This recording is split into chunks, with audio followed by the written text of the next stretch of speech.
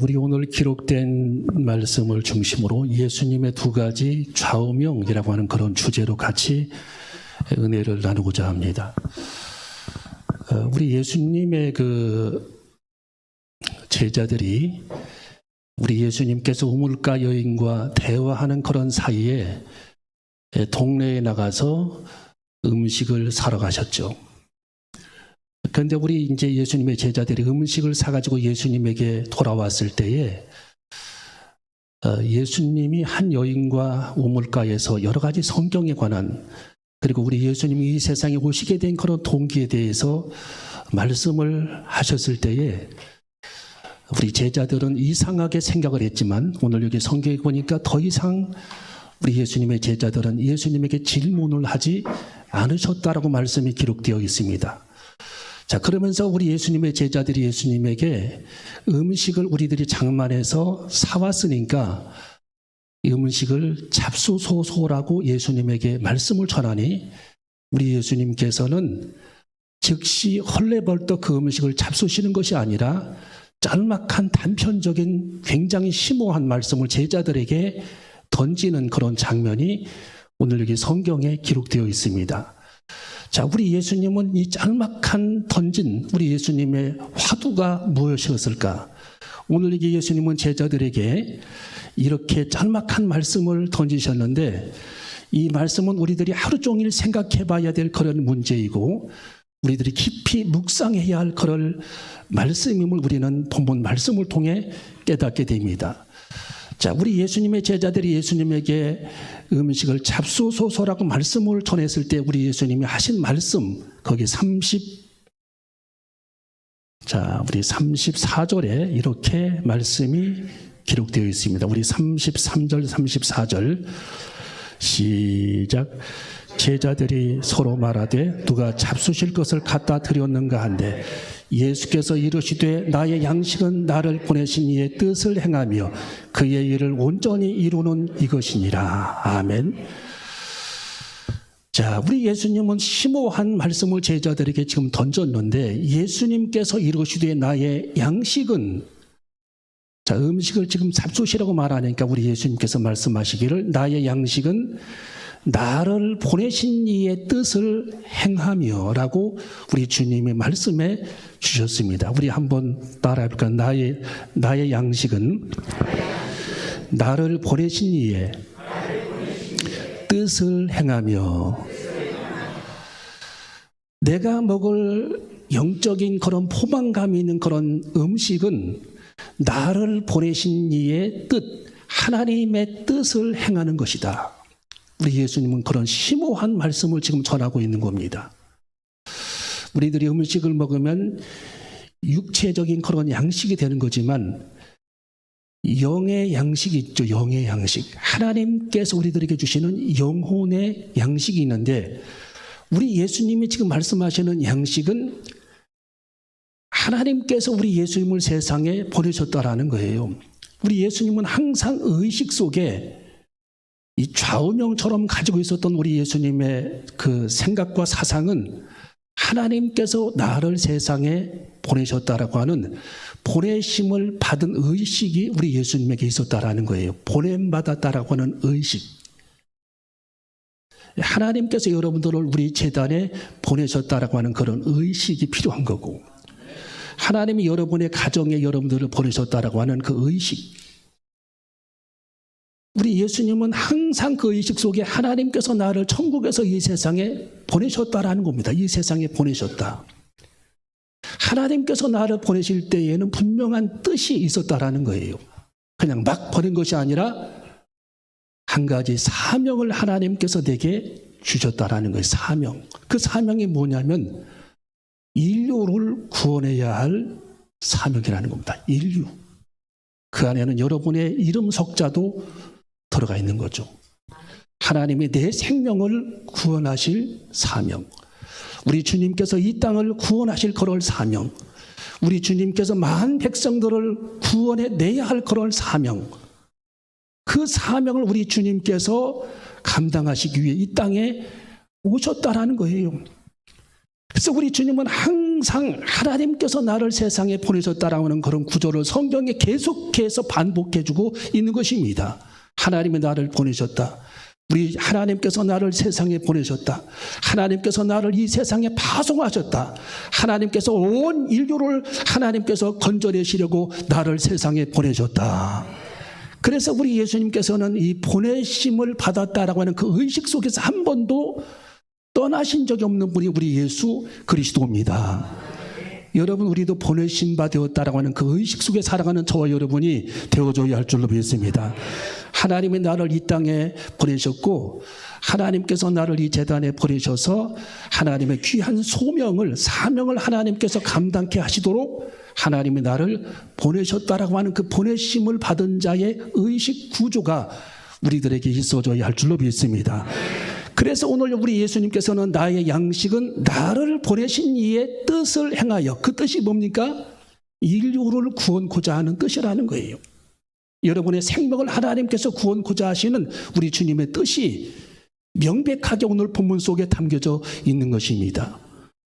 우리 주님이 여러분의 생명을 구원코자, 우리 주님이 여러분의 생명을 건져내시고자, 우리 주님이 여러분의 생명을 천국으로 인도하시고자, 우리 주님이 여러분의 생명체를 다 하나님께서 건져내시고자, 사망의 음침한 골짜기에서 우리 주님이 나를 건져내시고자 이 땅에 오신 우리 예수님의 그 소명감을 우리 주님은 한시도 잊지 아니하시고 그 소명을 감당하기 위해 지금도 오늘 여기 사마리아 여인에게 하나님의 복음을 전하신 후에 점심 식사를 하기 전에 그 짬을 내어 제자들에게 내 영적 그 기쁨은 한 생명이 구원받는 것임을 우리 주님은 제자들에게 피력해주고 있다는 것입니다.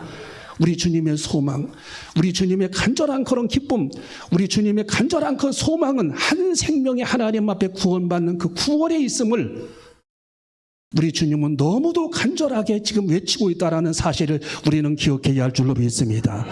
자, 그러면서 우리 주님께서는 나의 양식은 나를 보내신 이의 뜻을 행하며 그의 일을 온전히 이루는 것이라고 말씀해주고 있는 것입니다. 우리 주님 이 사건의 후반전에 기록된 이 두 번째 말씀은 뭡니까? 내가 십자가를 지기까지 그 일을 완성해 내고자 한다라는 거예요. 십자가로 마무리하고자 한다.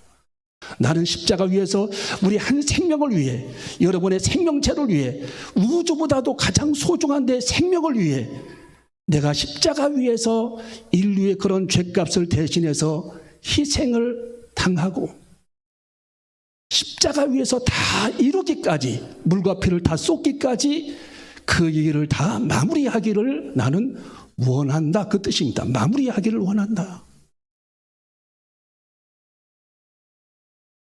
할렐루야.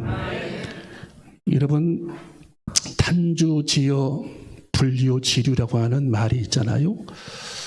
탄주지어 불효지류라고 하는 이 단어는, 그 고사는 배를 삼킬 만한 큰 물고기는 강의 지류에서 놀지 않는다라는 뜻이죠. 강의 지류, 냇가죠. 이게 과연 어떤 의미일까? 여러분, 큰 뜻을 품은 사람들은 사사로운 것에 목숨을 걸지 않습니다. 리차드 칼슨도 사사로운 것에 목숨을 걸지 말라 그 책을 쓰긴 했지만, 큰 뜻을 우리가 하나님 앞에 품은 사람은 사사로운 일에 목숨을 걸지 않는다. 또 사사로운 것에 실족하지 않는다. 또 사사로운 것에 화를 내지 않는다. 또 헛된 것에 눈을 팔지 않는다. 그 뜻입니다. 여러분, 큰 고래가 냇가에서 머물다가는, 강의 지류에 머물다가는 모래톱에 껴서 죽게 되는 겁니다. 호흡이 제대로 되지 않아요. 뭔가 장애물에 걸려 죽게 되는 겁니다. 해안가에 밀려와 죽게 되는 겁니다. 모래톱에서 빠져나갈 수 없게 되는 겁니다. 여러분이 인생을 살아갈 때 큰 하나님 앞에 뜻을 품고 인생을 살기를 원한다면 우리도 강의 지류에서 헛된 것에 한눈 팔지 않고 하나님께서 내게 주신 소명, 하나님께서 내게만 주신 사명, 하나님께서 내게 주신 인생에서 내가 펼쳐야 할 배역, 이것에 우리가 충실하고 하나님께서 내게만 주신 그런 사명에 여러분들이 그 사명 잘 감당하기까지 천국문에 이를 때까지 하나님의 사명을 큰 뜻을 품고 감당할 수 있는 저와 여러분이 되시기를 주님의 이름으로 축원합니다. 여러분, 군대에 30년 전에 갔다 온 우리 그 친구, 40년 전에 갔다 온 우리 친구 목사님이 이런 얘기를 해줬어요. 군대 스토리가 다 사람들마다 많이 있잖아요. 어떤 일이 있었는데 그랬더니 나는 한 번은 아침 식사하러 가는데 이병 때 아침 식사를 하러 가는데 상병이 부르더래요. 심부름을 시키더래. 아침 식사하러 막 가는데 상병이 불러서 심부름을 시키는데 그 심부름을 가는 사이에 또 부르더래, 병장이.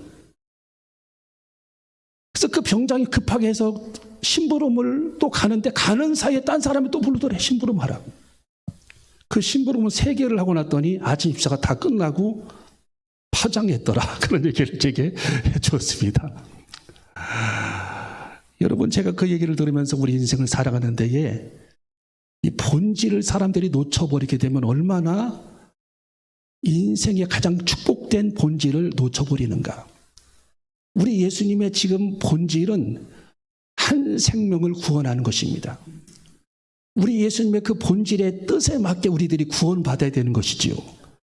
우리 주님의 말씀, 전하신 말씀이 무익하지 않도록 내가 주님 말씀 따라 구원함을 받는 것이 우리 주님의 뜻이 이루어지는 그런 결과입니다. 그래서 우리는 인생을 살아가는 데 가장 본질적인 하나님의 뜻을 이루어갈 수 있는 저와 여러분이 되시기를 주님의 이름으로 축원합니다. 자, 그래서 우리 예수님께서 우리 3절, 34절을 읽어봅니다. 33절, 34절 시작.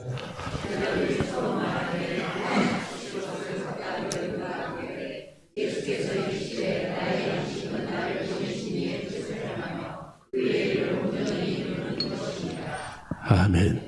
자, 그래서 우리 예수님께서는 우리 십자가 위에서 우리들의 모든 그런 죄의 문제를 짊어지시고 십자가 위에서 다 그 문제를 해결하시기까지, 완성하시기까지 우리 주님께서는 그 일을 온전히 이루는 것이 하나님께서 자신에게 맡겨주신 사명이라고 제자들에게 말씀해주고 있는 것입니다. 여러분, 우리는 어떤 일을 하든지 마무리 지어야 할 줄로 믿습니다. 여러분의 인생을 살아가는 그런 동안에도 하나님께서 여러분에게 맡겨주신 가정적인 그런 사명뿐만 아니라 하나님의 제단에서의 모든 그런 사명, 아론과 훌은 하나님께서 모세에게 주신 그런 사명이었죠. 모세를 보필하라고 주신 그런 사명. 우리 제단의 집사님들, 헬퍼들, 많은 하나님께서 우리 제단을 돕고 하나님의 사역자들을 돕는 일에 하나가 되라고 하나님께서 직분을 주신 겁니다. 또 하나님께서 장로님들에게도 그런 직분을 허락해 주신 것입니다. 그래서 하나님의 제단을 세워가라는 거죠. 날마다 하나님의 제단을 세워나가라.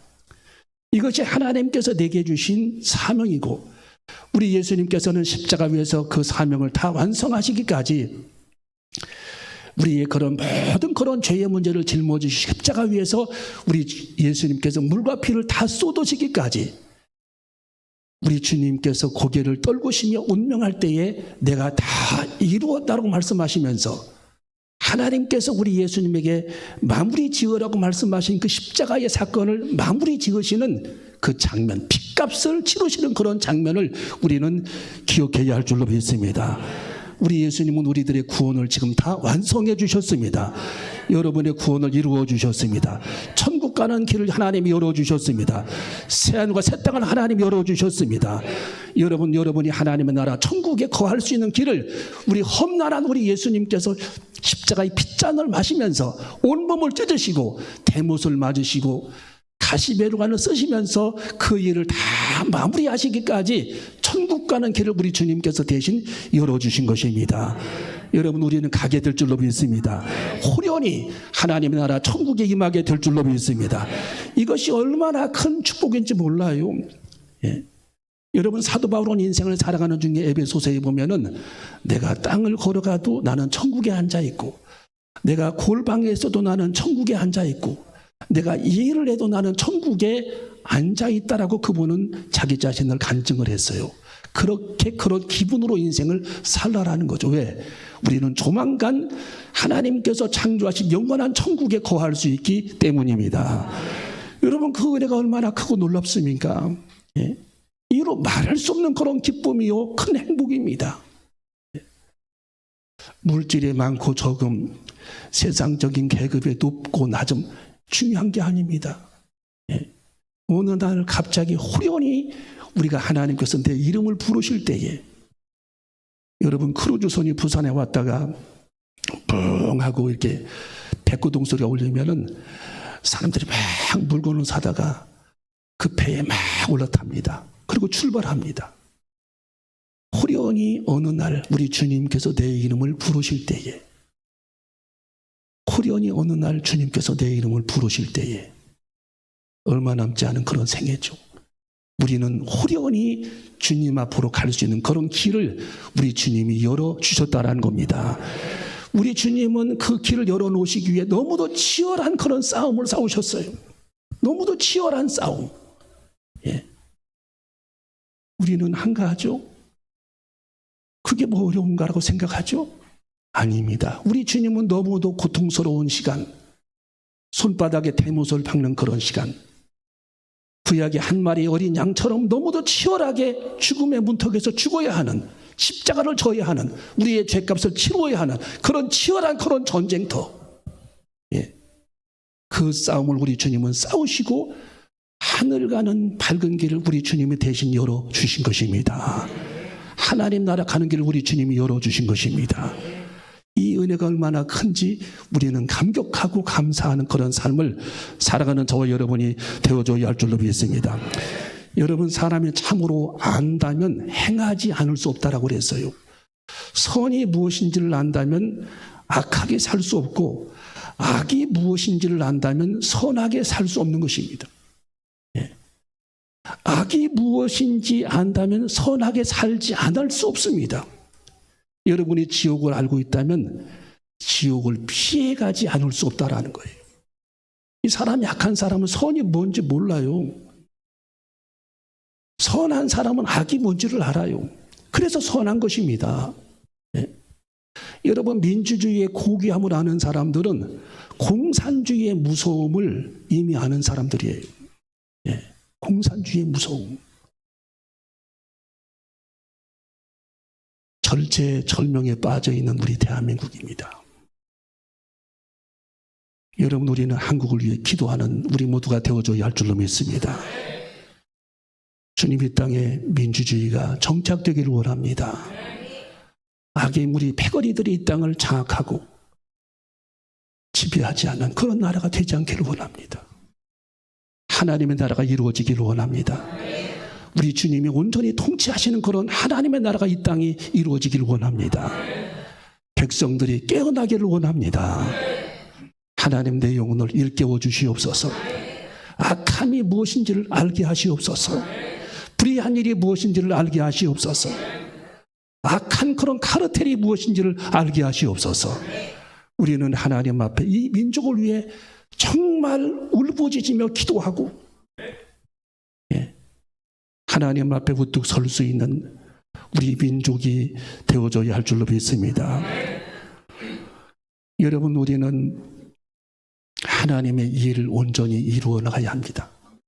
우리 예수님께서 자기의 사명을 온전히 감당하셨듯이 우리도 하나님께서 내게 맡겨주신 사명을 온전히 감당키를 원합니다. 여러분 소크라테스라고 하는 사람 있죠? 유럽의 철인 중에 큰 산맥이 두 개가 있는데 하나는 소크라테스, 그의 제자 플라톤입니다. 이 소크라테스는 인생의 사람이 성공적인 그런 인생을 살아가려면 네 가지를 항상 얘기를 했어요. 지혜가 있어야 된다. 지혜. 그 다음에 용기가 있어야 된다. 용기. 뭐가 있어야 된다고요? 용기. 세 번째 절제가 있어야 된다. 절제. 뭐가 있어야 된다고요? 절제. 그 다음에 네 번째, 정의. 정의가 있어야 된다. 정의로 가야 된다. 자, 우리 첫 번째, 벌써 다 잊어버렸습니까?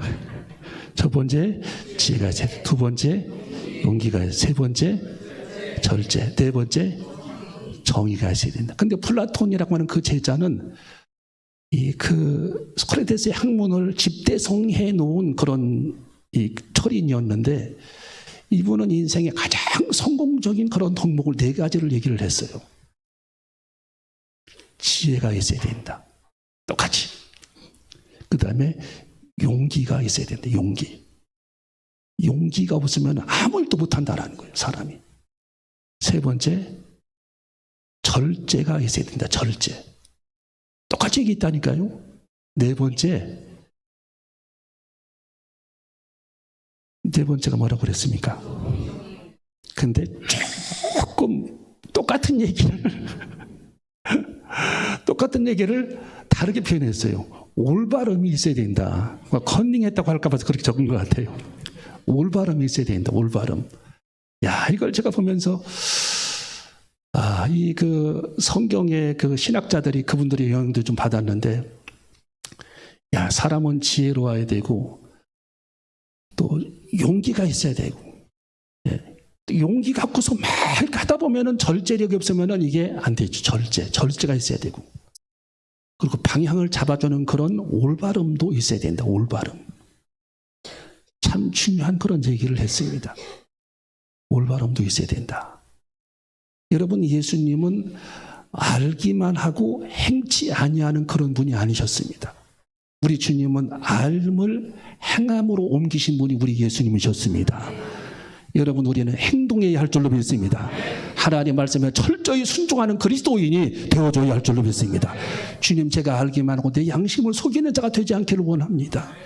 하나님 말씀을 실천하는 자가 되기를 원합니다. 하나님이 실천케 하여 주시옵소서.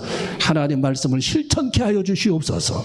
실천할 수 있는 그리스도인, 하나님에게 맡겨주신 사명을 기쁨으로 잘 감당하다가 우리 주님께 백구동 소리가 들릴 때, 내 이름 부르실 때에 주님 앞에 설 수 있는 행동하는 그리스도인, 움직이는 그리스도인, 사명을 감당하는 그리스도인이 되어줘야 할 줄로 믿습니다. 여러분, 마지막 두 번째로 우리 예수님은 삶의 여유를 가지신 분이 예수님이셨습니다. 여러분, 우리 예수님은 성경에 보면은 참 여유로우신 분이 우리 예수님이셨어요. 여유.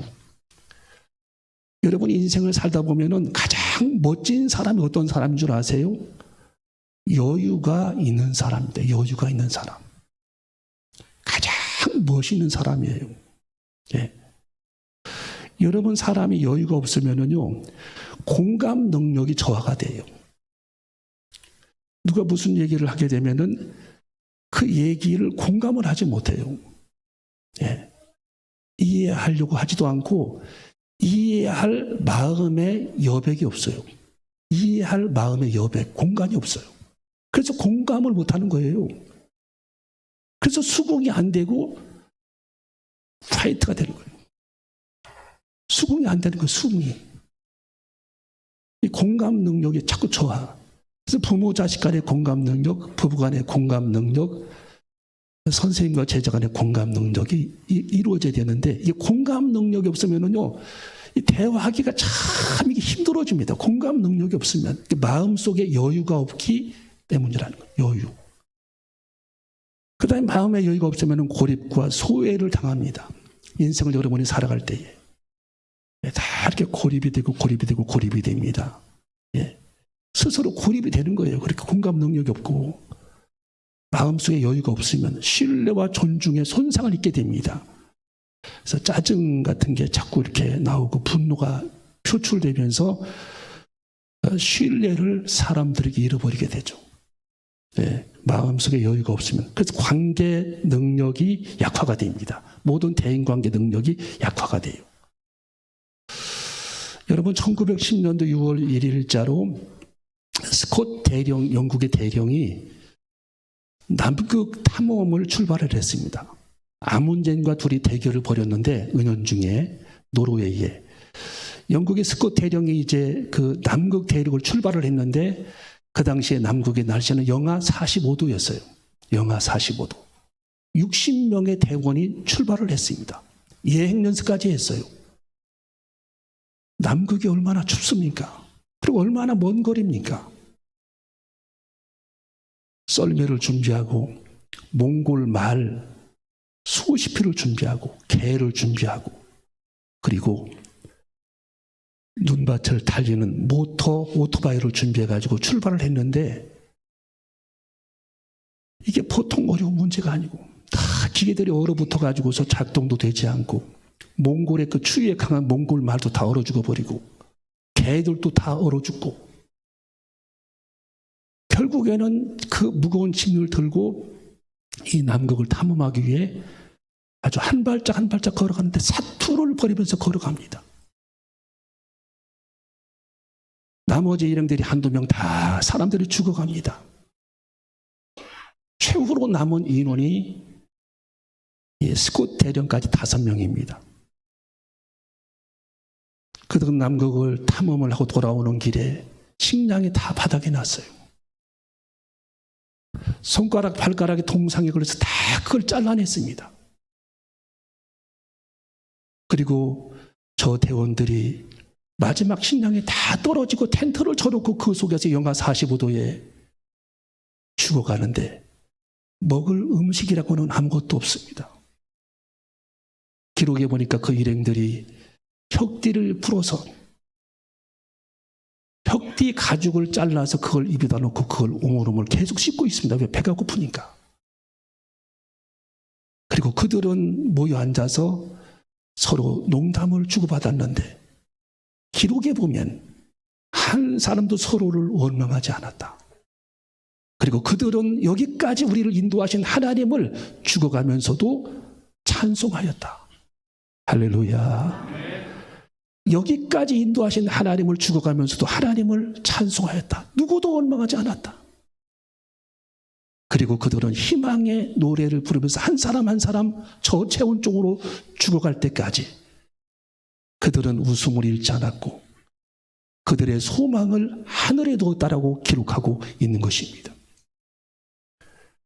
여러분, 우리는 마음의 여유를 잃지 않는 그리스도인이 되어져야 할 줄로 믿습니다. 여러분, 우리 예수님은 얼마나 마음이 여유로우신지 사마리아 여자가 밖에 뛰어나가더니 동네 사람들을 굉장히 많은 사람들을 데리고 옵니다. 내가 그리스도를 만났다. 우리도 그토록 우리들이 기다렸던 메시아를 만났다. 뭘로 믿느냐? 와봐라. 그분은 메시아다. 그분은 그리스도다. 내 인생 전반적인 그런 모든 문제를 한순간 통찰하시면서 내 삶을 알고 계셨다 하시면서 동네 사람들을 다 데리고 왔는데 우리 예수님께서 그들에게 하나님의 복음을 전하시고 그 바쁜 일정에도 사마리아 동네 사람들이 예수님에게 그곳에 머물기를 원하시니까 우리 예수님께서 이틀을 더 머무시면서 그들에게 하나님의 복음을 전했다라고 성경 40절에 기록이 되어 있습니다. 자, 우리 40절 마지막으로 있습니다. 40절 시작. 사마리아인들이 예수께 와서 자기들과 함께 유하기를 정하니 거기서 이틀을 유하시며 할렐루야. 그 빡빡한 그런 일정 속에서도 우리 예수님은 그들에게 하나님의 복음을 전하기 위해 그들의 궁금증을 풀어주시기 위해 그들의 많은 성경적인 그런 질문들을 우리 주님께서 해결해 주시기 위해 그들을 건져내시기 위해 우리 주님은 이틀 동안이나 이스라엘 백성들이 상종하지 않았던 사마리아 사람들과 이틀 동안 유하시면서 그들에게 하나님의 복음을 전했던 우리 예수님의 공감 능력과 여유로운 그 마음 우리는 본받아야 할 줄로 믿습니다. 여러분, 우리는 인생을 살아갈 때에 여유로운 마음을 가져야 할 줄로 믿습니다. 수직관계의 해답은 하나지만 수학적인 해답은 하나지만 수평관계의 해답은 여러 개입니다. 여러분, 계죽산을 보아도 청주에서 보는 계죽산하고 대전에서 보는 계죽산 모양이 달라요. 대청댐에서 보는 계죽산의 모양이 다릅니다. 똑같은 산인데 여러분이 대화를 하든 뭘 하든 사람의 생각이 다를 수 있구나라고 생각을 해야 합니다. 이 사람의 생각은 이런 부분의 생각, 이런 관점이 있구나라고 생각을 해야 합니다. 이것이 공감 능력, 예수님의 여유로움입니다. 여러분, 많은 사람들을 그리스도께로 돌아오게 하기 위해서는 향기로운 그런 삶을 살아야 되는데, 마음의 여유와 그런 여백을 통해서 여러분이 마음에 쉼을 얻고 기쁨을 얻고 행복을 얻는 그런 삶이 펼쳐지시기를 주님의 이름으로 축원합니다. 기도하시겠습니다.